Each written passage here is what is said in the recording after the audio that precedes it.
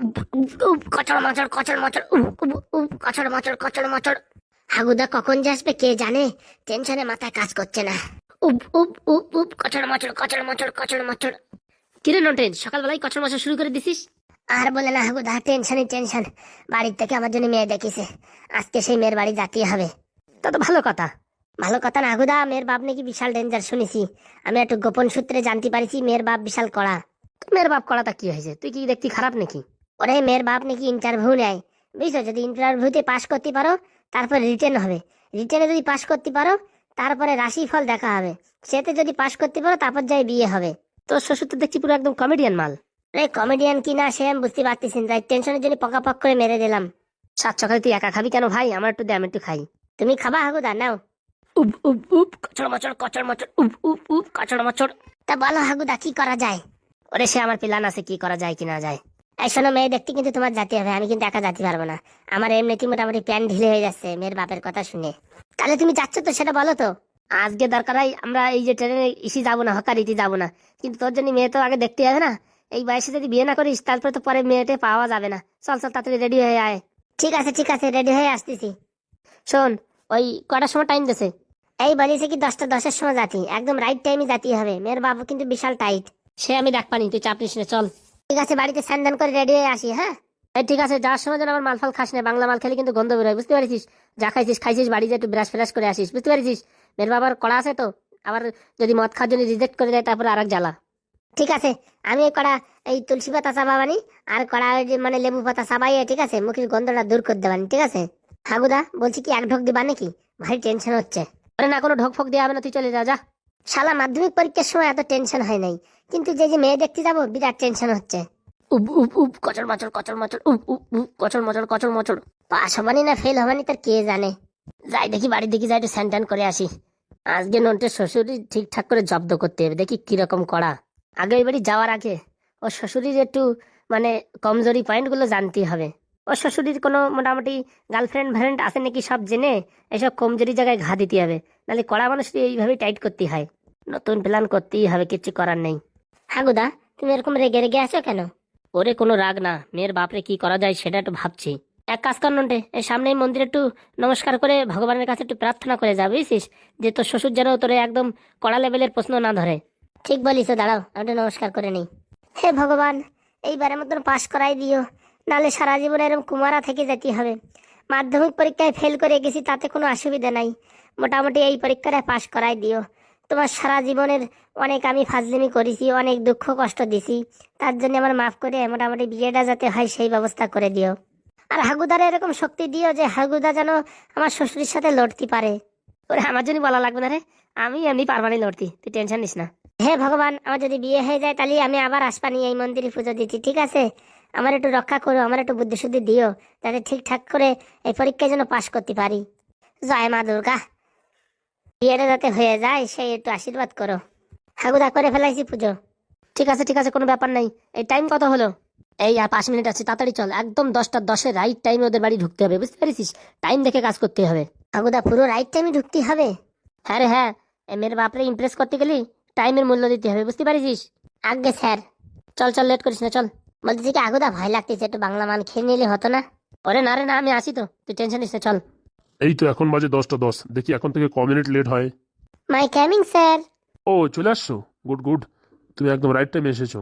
তোমার সঙ্গে আর কেউ আসেনি? আসছে আসছে, আমার একটা দাদা আসছে, এই এক্ষুনি আসবে। তাহলে বসো, দেখি এখানে বসো। নমস্কার না স্যার। না না থাক, কোনো সমস্যা নেই। নমস্কার স্যার, এই অভাগার প্রণাম নেবেন। ঠিক আছে কোনো সমস্যা নেই, বসো বসো। কি বাড়ি বানিয়েছেন সত্যি মাইরি, অসাধারণ। আমি দেখতে দেখতে আমার চোখ পুরো মুগ্ধ হয়ে গেছে। ওই আর কি, কম বেশি করে বানিয়েছি, বসো বাবা বসো। ও গিন্নি, কই আসো দেখি। শোন, তোর রাস্তায় আসার সময় যা যা বলেছি সেইভাবে কাজ করবি, ঠিক আছে? আমি হু হা দেবো, সেই হিসেবে কাজ করবি, ঠিক আছে? একদম হাগুদা একদম। আরে আসছি গো আসছি, এরকম ভাবে ডাকছো কেন? এই ছেলেরা চলে আসছে, এদের জন্য কিছু জল খাবার আনো। এ না না না না কাকা, আজকে আমরা কিছু খাবো না, আজকে আমরা উপবাস রেখেছি। বাহ ইমপ্রেস, কিসের উপাস শুনি? এই আমরা কোনো ভালো কাজে গেলে সেদিন আমরা উপবাস থাকি। বাবা, ছেলেটার কথা শুনে তো মনে হয় ভালো পরিবার থেকে এসছে।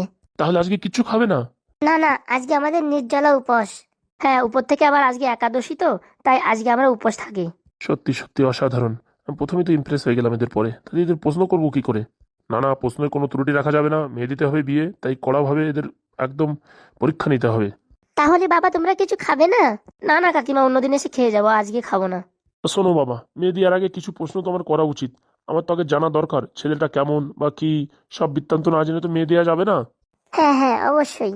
হ্যাঁ হ্যাঁ, আপনার যা যা ইচ্ছা আপনি জিজ্ঞাসা করার কোনো সমস্যা নেই। আমার কিন্তু ভালোই পছন্দ হয়েছে, কি বলো তুমি? দাঁড়াও গিনি দাঁড়াও, একটু প্রশ্ন উত্তর খেলতে দাও, তারপরে বোঝা যাবে। এরকম মুখ দেখে তো বোঝা যায় না ভালো কি মন্দ। তুমি না সত্যি মাইরি এর আগে 10টা ছেলেকে রিজেক্ট করে দিলে। একটা মাত্র মেয়ে, এত টাকা পয়সা বিষয় সম্পত্তি যে কোনো কারোর হাতে তুলে দেওয়া যায় না না। তা বলছি বাবা, তোমার নামটা কি? স্যার আমার নাম হলো নীল প্রকাশ, বাবা আমার রতনলাল প্রকাশ, মার নাম সুমিত্রা দেবী, বাবা বাহ, মেঘনা চাইতেই জল, সব কিছুই তো বলে দিলে। গ্রাম হাসনাবাদ। ও, তোমার বাড়ি হাসনাবাদে? হ্যাঁ স্যার, কাজের সূত্রে আমি এই কলকাতাতে থাকি। ওয়াও ওয়াও ওয়াও, তা কি কাজ করো শুনি? স্যার আমি একটা কোম্পানিতে জব করি। কি কোম্পানি? স্যার কোম্পানির নাম অস্ট্রেলিয়ান প্রোডাক্ট লিমিটেড। মানে ওখানে কি করা হয়? স্যার ওখানে সব সায়েন্টিস্টদের কাজ। ওখানে সায়েন্টিস্টরা গবেষণা করে নতুন নতুন জিনিস তৈরি করে, বুঝতে পেরেছেন স্যার, ওই ল্যাবে আমি কাজ করি। ও বাবা, সায়েন্টিস্টদের সঙ্গে কাজ করো তুমি? একদম ফাটিয়ে দিচ্ছিস, এরকমই উত্তর দিবি, তাহলে আর কোনো চাপ নেই। তুমি কিছু বলছো বাবা? না স্যার, আমি বলছিলাম কি, টেনশন করবি না, তোর শ্বশুর মশাই যেরকম বলে সেরকম ভাবে উত্তর দিবি। হ্যাঁ হ্যাঁ, টেনশন নেওয়ার দরকার নেই, কিন্তু এখনো আমি শ্বশুর হইনি, চেষ্টা করছি হওয়ার, দেখা যাক কতদূর কি করা যায়। বলছি তোমার মাসের স্যালারি কত? স্যার মাসের স্যালারি স্যার আমার কোনো ঠিক নেই, কোনো মাসে 40,000, কোনো মাসে 60,000, কোনো মাসে 70,000। এটা ঠিক বুঝতে পারলাম না, এটা কি করে হয়? স্যার আমি একটু সেলার ডিপার্টমেন্টে আছি, যেমন আমার 30,000 প্যাকেজ আছে। এরপরে আমি যত মাল সেল করতে পারবো, মানে কাস্টমারদের সঙ্গে বুঝিয়ে যত সেল করাতে পারবো, তার উপর আমি কমিশন পাই। তা শুনি তুমি এই সেলসগুলো কোথায় করো? স্যার এগুলো আমি অনলাইনে মার্কেটিং করি, অনলাইনে ভিডিও কলে ক্লায়েন্টদের বোঝাই যে কিভাবে এই প্রোডাক্টগুলো ইউজ করতে হবে এবং এর ফ্যাসিলিটি কী কী। যেমন এই গত দুদিন হলো, এই দুদিনেই ইউএসের সঙ্গে 1 করোড়, মানে 1 কোটি টাকার ডিল হয়েছে। 1 কোটি! তা বাবা, তো প্রোডাক্টগুলো কি কি বিক্রি করো আমি শুনি? স্যার আমাদের এখানে অনেক রকম প্রোডাক্ট তৈরি হয়, যেমন কি যাদের মাথায় চুল নেই তারাও যদি এই প্রোডাক্ট ইউজ করে তাদের মাথায় চুল আসবে। যাদের মুখে পিম্পলস এবং মুখে গ্লো আসছে না তাদের জন্য আমরা ক্রিম তৈরি করি, সেই ক্রিমগুলো লাগালে একদম চকচকে হয়ে যাবে। যদি এই ছেলেটা সিলেক্ট হয়ে যায়, এর কাছ থেকে ফ্রিতে টাকের জন্য তেল নিতে হবে। পাশের বাড়ির চম্পা বৌদি সবসময় বলে টাকে চুল নেই। কিছু বলছেন স্যার? না না না, কিছু বলছি না, এই বলছিলাম কি, তো মোটামুটি মাসে তোমার কিরকম থাকে? স্যার বললাম তো 40 থেকে 70 হাজার টাকার ভিতরে থাকে। না না, সেটা তো তুমি পাও ইনকাম, কিন্তু এই খরচা খরচা করে কি কি থাকে বলি।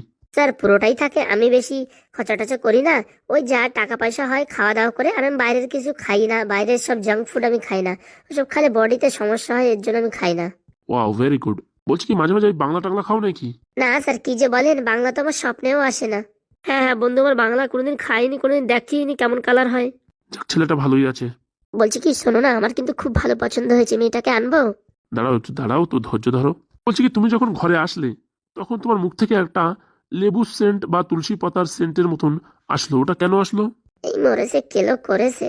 স্যার ওটা একটা আয়ুর্বেদিক ওষুধ, মানে আমরা যে কোম্পানিতে কাজ করি, আমিও কোম্পানিতে কাজ করি, তো আমি তো ওই কোম্পানিতে মোটামুটি এই গেটম্যান, ওয়াচম্যান, আর আমার এই যে যে ভাইটা আছে সে সুপারভাইজার, সে মানে বিশাল বড় পোস্টে আছে। ও, সেটা তো ঠিক আছে, কিন্তু আমার প্রশ্নটা সেটা ছিল না। হ্যাঁ স্যার, আমি ওটারই উত্তর দিচ্ছিলাম, বলছি ওই নিম পাতা, তুলসী পাতা, লেবু পাতা এইসব মিক্স করে আমরা প্রত্যেকদিন খাই, মানে এক্সপেরিমেন্ট করার জন্য, যেগুলোই বডিতে কিরকম এনার্জি প্রদান করে। ও হো হো, তাই নাকি? হ্যাঁ, আমাদের কোম্পানিটা পুরোই আয়ুর্বেদিক, পুরো আয়ুর্বেদিক প্রোডাক্ট। এর জন্য আমরা মাঝে মাঝে টেস্টিং করি, তার জন্য আমাদের নিজেদের খেতে হয় আগে। বলছি, তোমার এই আয়ুর্বেদিক প্রোডাক্ট খেতে খেতে তোমার মাথার চুলগুলো উঠে যায়নি তো? না স্যার, আমার মাথার চুল তো আছে, এটা একটা স্টাইল, এই স্টাইলের জন্য আমি এরকম ভাবে থাকি। Wow wow, nice style. তা বিয়ে মনে করো যদি হয়, তা যৌতুক হিসেবে তোমার কি চাই? ভাই কি বলবো ভাই।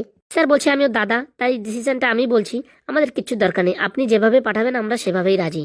ওয়াও, সত্যি অসাধারণ ছেলেটা। বলছি একটা কথা না বলে পাচ্ছি না, বলছি কি আপনি কি এই চায়ের আবার নাকি এই দেয়ালের পাশে এত সুন্দর একটা চায়ের ফটো লাগিয়েছেন? একদম ঠিক ধরেছো। না না, ঘরটা খুব সুন্দর বানিয়েছেন, এমন মানে ডেকোরেশন করেছেন, আমাদের কোম্পানিতেও এরকম ভাবে আছে। তা বলছি, আমি কি তোমাদের কোম্পানিতে আসতে পারি? হ্যাঁ হ্যাঁ অবশ্যই আসতে পারেন, কিন্তু কোম্পানির ভিতরে আইডি কার্ড ছাড়া ঢোকা যায় না, বুঝতে পেরেছেন? তাহলে বাইরে থেকে দেখতে পারবো তো? অবশ্যই অবশ্যই, আমাদের ওই মানে মোটামুটি এই অফিসের ভিতরে ফোনও অ্যালাউ নেই তো। যদি আসেন, এই আমার দাদা আপনাকে দেখিয়ে দেবে, এই দাদা বাইরেই থাকে। হ্যাঁ হ্যাঁ, কোনো সমস্যা নেই, আপনি যদি আসেন আমি কোম্পানির পাশ থেকে আপনাকে সব কিছু দেখিয়ে দেবো, কিন্তু কোম্পানির ভিতরে এন্ট্রি নেই। আমায় পর্যন্ত এন্ট্রি করে না, আর আপনাকে তো দেবেই না আসতে। ওহো, ঠিক আছে ঠিক আছে। তো আজকের কথাবার্তায় তো মনে হচ্ছে তোমরা ঠিকঠাক পাস করে গেছো। আর পরবর্তী আমি একটা রিটেনে নেব, মানে আমি তোমার কোম্পানি ভিজিট করব, তারপরে আমি ফাইনাল ডিসিশন নেব। এই রাশির কথা শোনো, রাশির। বলছি তোমার রাশিফলটা কি জানতে পারি? এই বলছি, আমার রাশি তুলা রাশি। ও বাবা, স্পেশাল চোর ফোর থাকলে ধরা যাবে।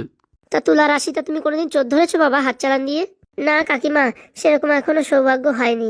আমি এসব বলি না তো কাউকে, আপনারা জিজ্ঞাসা করলেন তাই বললাম। বাবা, ভেরি গুড ভেরি গুড। তা আমি খুব শীঘ্রই এক দুদিনের ভিতরে আসছি, হ্যাঁ। এসে আমি তোমাদের কোম্পানিতে ভিজিট করে তারপরে একটা মার্কস তৈরি করব, তোমাদের জানাবো। তা কবে আসবেন কোম্পানিতে? এই দেখি, কালকে আমার একটু কাজ আছে, পরশুদিন আসবো। ঠিক আছে ঠিক আছে, আপনার কোনো সমস্যা নেই, আপনি চাইলে এখনো আসতে পারেন। এখনই যাব? কি বলছো? এই কেলো করেছে। না স্যার, এখনই যাওয়ার দরকার নেই, আজকে আমরা ছুটি নিয়েছি, আজকে বাড়িতে গিয়ে একটু রেস্ট করে আপনি কালকে চাইলে আসতে পারেন, কোনো সমস্যা নেই। ফোন নাম্বারটা নিয়ে রাখুন, ফোন করবেন, আমরা ওখানে আপনার সঙ্গে কানেক্ট করে নেবো। হ্যাঁ হ্যাঁ, বলো দেখি, ফোন নাম্বার বলো। 32570098, বুঝেছো? ওকে ওকে, কোনো সমস্যা নেই। বলছি কি, আপনার এই যে টাইলস গুলো লাগিয়েছেন না, খুব সুন্দর, অসাধারণ, মনে হচ্ছে এগুলো রাজস্থান থেকে অর্ডার করেছেন। একদম ঠিক ধরেছো বাবা, একদম ঠিক। তো বলছি, আপনাদের মেয়েকে কি একটু দেখতে পারবো? হ্যাঁ হ্যাঁ, দেখতে পারবে, কোনো চাপ নেই। মেয়ে দেখে তো পছন্দ হবে, কোনো সমস্যা নেই। কিন্তু আগে তোমাদের রিটেনে পাস করতে হবে, তারপরে। কারণ কি, আমি চাই না আমার মেয়ে প্রত্যেকটা ছেলের সামনে এসে ঘোরাঘুরি করুক, আর সবাই কমেন্ট করুক, জিজ্ঞাসা করুক। এর জন্য আগে ছেলে আমি ফাইনাল করব, তারপরে তার সঙ্গে তার কথাবার্তা হবে, বুঝতে পেরেছো? ও বাবা, মেয়ে নিয়ে কোনো চাপ নেই, মেয়ে যেমন সুন্দরী তেমন সুশীল তেমন ভদ্র, বুঝেছো? হ্যাঁ হ্যাঁ ঠিক আছে, তাহলে আপনি আসেন, কথাবার্তা বলে তারপরে দেখা হবে, কথা হবে। হ্যাঁ হ্যাঁ, ঠিক আছে, তাহলে তোমরা আসো তাহলে, হ্যাঁ এখন। বলছি, কিছু খেলে না তো? বললাম না কাকিমা, আজকে আমাদের ফার্স্ট, আজকে আমরা উপোস থাকবো, আজকে আমরা খাবো না। আসার সময় দুটো বাংলা মাল মেরেছি, আর কত খাবো বল? কি বললে, কি বাংলা না কি বললে? না স্যার, বলছিলাম আমরা বাঙালি মানুষ তো, আমরা একটু মানে ভগবানের প্রতি বিশ্বাস বেশি, তাই একটু আমরা একটু ফাস্টিং করি, তাই বলছিলাম আস্তে আস্তে। ঠিক আছে ঠিক আছে, যাও তাহলে। আর দেরি করো না, বাড়ি গিয়ে একটু রেস্ট করো, আমি পরশুদিন তোমাদের সঙ্গে দেখা করছি। অবশ্যই স্যার, অবশ্যই। তাহলে আসি, আপনাদের সবাইকে প্রণাম জানাই। বাবা, ছেলেটা তো খুব ভদ্র আছে, আমি তো রাজি, তুমি দাও না দাও আমি কিন্তু মেয়ে দেবো কে। ঠিক আছে কাকিমা, আসি তাহলে। হ্যাঁ বাবা, ভালোভাবে যেও। চল ভাই, তাড়াতাড়ি চল। বললে হবে না, ছেলে দুটো কিন্তু ভালোই আছে। হ্যাঁ হ্যাঁ, কথাবার্তা বলে তো ভালোই মনে হলো। এখন দেখা যাক কিরকম হয়। রিটেনে পাস করতে হবে তো। হ্যাঁ হ্যাঁ, রিটেনে পাস করে যাবে, কোনো সমস্যা নেই। আমার তো মনে হচ্ছে এই ছেলে দুটোর ভিতরে অনেক ভালো মানসিকতা আছে। হ্যাঁ বউ, যতই বলো, আগে রিটেন না নিয়ে কোনো কথা হবে না। তারপরে এই মোটামুটি রাশিফল দেখা হবে, তারপরে সব হবে। হ্যাঁ বাবা, তুমি যেটা ভালো বোঝো সেটা করো, এর আগে তো 10টা ছেলেকে রিজেক্ট করে দিলে। কিন্তু বউ, আমার মনে একটু সন্দেহ সন্দেহ হচ্ছে। ছেলেটা তুলসী পাতা লেবু পাতা খেয়ে আসলো, বুঝতে পারলাম না, বাংলা মালটাল খায় না তো। চি চি চি, তুমি যে কি বলো, ওরা আজকে উপোস রয়েছে আর বাংলা মাল খাবে? তোমার সত্যি একটু মুখে আটকায় না গো। কে জানে, আমার মনে সবসময় একটু সন্দেহ সন্দেহ চলে, বুঝেছো? যে আজকালকার এরকম বেয়াদব ছেলের ভিতরে এরকম দুটো পদ্মফুল কোথায় ফোটে? আরে ফোটে গো ফোটে, কাদার ভিতরে পদ্মফুল ফোটে, তুমি কি জানো? ফুটলেই ভালো। যাই বাবা, একটু রেস্ট করি, দেখি একটা লিস্ট বানাই কি কি এদের চেকিং করতে হবে, সব কিছু একটা লিস্ট অনুযায়ী এদের মোটামুটি ইন্টারভিউ নিতে হবে, তাহলে জানা যাবে। তা শুনি, প্রত্যেকদিন তুমি ছেলে পেলেদের উপর খেপে যাও, আজকে তো খেপে যাওনি। কি আর খেপে যাব বল? বিয়ে হোক না হোক, ছেলেটা এসেই প্রথম আমায় নমস্কার করলো, তখন আমার মনটা কিরকম আইসক্রিমের মতন হয়ে গেল। ও বাবা, তাই নাকি? হ্যাঁ রে হ্যাঁ, আর কি বলবো। যা যা বউ, ভালো করে রান্না কর যা। হ্যাঁ করছি, তুমি হাত মুখ ধুয়ে এসো। যাই বলো তাই বলো, ছেলে দুটোর উপর কিন্তু আমার একটু সন্দেহ আছে। এত ভদ্র কি করে হয়? আমি তো এত ভদ্র ছিলাম না কোনোদিন। আর এই দুটো ছেলে এরকম ভদ্র, আমার কিরকম একটা মনে একটা খটকা লাগছে। এর মনের ভিতরে এরকম লাগছে, মনে হচ্ছে খটকা লাগছে, এটা প্ল্যানিং করে আসছে, এরকম মনে হচ্ছে। দেখা যাবে, কোম্পানিতে গেলে সব জানা যাবে। তা কিরকম হলো ইন্টারভিউ, বল দেখি। আগে একটু মাংনা খেয়ে নি, তারপর দাঁড়াও।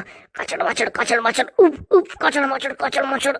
সত্যি হাগুদা, তুমি যদি না থাকতে আজকে বিয়ে তো দূরের কথা, ওর বাবা গেট থেকে ধাক্কা মেরে বের করে দিত।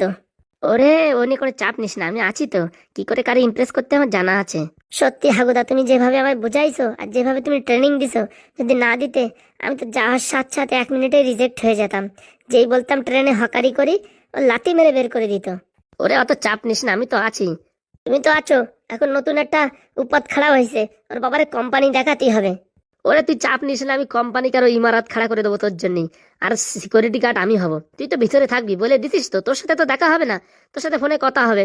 আর ওর বাবা তো ভিতরে যেতে পারবে না, পাশ দিয়ে দেখে চলে আসবে। আর কোনো একটা কোম্পানির সাথে, ওয়াচম্যানের সাথে সেটিং করে আমি কানেক্ট করে দেবানি, কোনো সমস্যা নেই। সত্যি হ্যাঁ গোদা, তুমি অসাধারণ। তুমি আমার জন্য যা করিছো, আমার মা বাবা কেন আমার 14 গোষ্ঠীর লোকও কোনোদিন করতো না। এই সারা জীবন আমার এরকম কুমারা থেকে যাইতে হতো, সিঙ্গেল লাইফ। ওরে এ তো কিছু না, আমার অ্যাসিস্ট্যান্টের জন্য